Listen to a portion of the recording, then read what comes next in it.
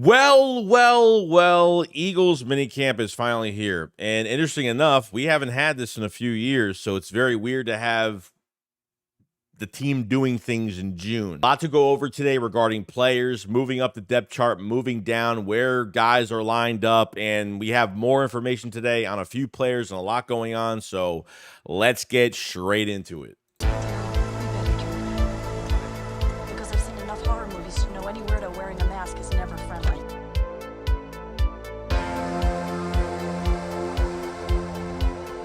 Yo, what's going on, guys? I hope everyone's having a fantastic day. So, I hope everyone's enjoying their work week because we have a lot to talk about today.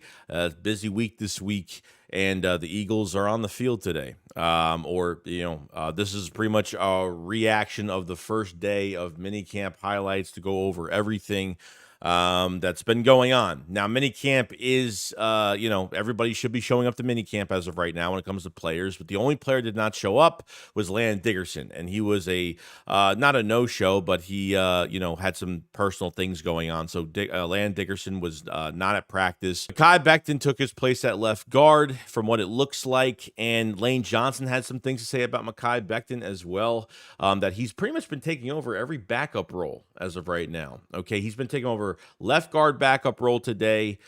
He took over right guard, right tackle for him with the second team. So he's been pretty much the primary backup right now for pretty much every position. And, obviously we have a lot of offensive line, brought a lot of guys in, but I wonder if Mekhi Becton is actually showing. And once we get these pads on, see what's going on, which is great. And secondly, with Tyler Steen, it looks like Jeff Stalin had some things to say the other day. Lane Johnson had some things to say about him as well. Tyler Steen, his strength is night and day from last year, a lot better conditioned. So can't wait to see more from Tyler Steen. So Nick Sirianni goes up to the podium today before practice and mentions that James Bradberry, that was at practice today, will be playing safety. We'll be getting reps at safety. I mean, it's kind of crazy because as much as I don't think that Bradberry is as athletically sound that I think he is being a safety, I can't see him being a coverage guy as a safety. I can't see him covering the field with his feet too much and having that range with his body. I just don't see it. And I'm telling you, this is either a bad omen or like the football gods are telling us something. Okay, so not even like 5 minutes before practice, after Nick Sirianni said what he had to say, Bradberry is walking to the blue tent. He's already hurt.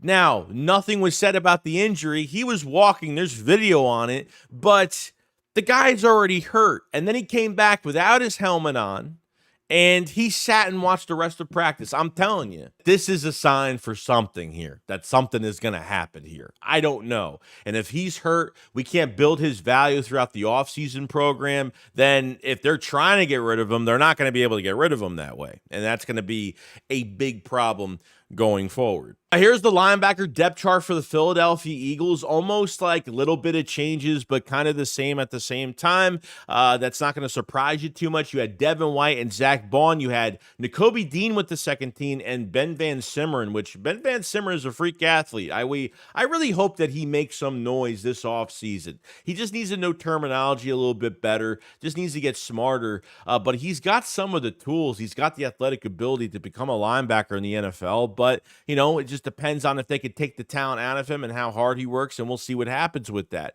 Then you had Jeremiah Trotter Jr., you had Brandon Smith, so that was your linebacker core. Now your starting cornerbacks were Slay, Ringo, Blankenship, Chauncey Gardner-Johnson, and Maddox in the nickel. Okay, and then your second team was Mitchell and Rodgers were your outside corners, DeJean at the nickel, interesting, and your defensive line, starting defensive line, finally here's something on the defensive line front is we have Bryce Huff, Jalen Carter, Jordan Davis, and Josh Sweat as your starting defensive lineman, which is pretty much what I thought it was going to be, so no complaints there. Now I want to go over the 7-on-7s for the day, which was really interesting, where we see a little bit from Jalen Hurts struggling today a little bit, but, there was some good passes thrown today. But, some of these corners were just making plays, and it's still like these I love seeing cornerbacks make plays in camp.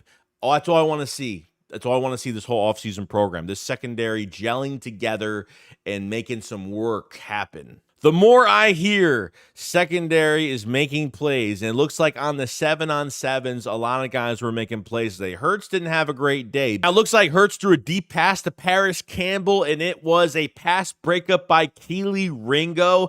Now, Kelee Ringo had a fantastic day today, okay? He was very competitive versus A.J. Brown and John Ross. He made a couple of breakups today, which was fantastic. And you know what? It's almost showing, because we've been saying this. You know, when Matt Patricia took over the defense last year, as bad as it went, I thought Ringo, at the first 2 games, I thought he played really well. When he actually practiced with the team and he actually, you know, didn't get thrown into a game, because when he got thrown to that first Cowboys game, he didn't play well. You get thrown to the fire, that's what happens. Well, this could be your future number 2 guy. I really think, you know, we'll see more. We'll see when the pads come on. We'll see some of this competition going forward. But I'm telling you, you know, Kelee Ringo has got something going on here, and is always flashing, is always seeing good things from him, and can't wait to see more. Another play in the middle, Hurts throws a pass to Devontae Smith that is deflected by Reed Blankenship and is intercepted by Devin White. Devin White being around the football, making plays. That's fantastic. And Isiah Rodgers almost gets another pick today, which was great, on coverage on Nagata with a throw by Pickett, and actually got beat by Nagata on the play, but he caught up with his feet and got that deflection, which was great. So Isiah Rodgers is having we all know, is a very, very strong camp. He is determined. He's got a chip on his shoulder. He thinks teams have written him off. And guys, remember, the Eagles were the only team, from what Isiah Rodgers said during OTAs, press conference-wise, the Eagles were the only team that had interest in even signing him, even when he was suspended. I'm telling you, he's got something going on there. This guy could be, and I'm not saying like he could be more ready than Quinyon Mitchell this year.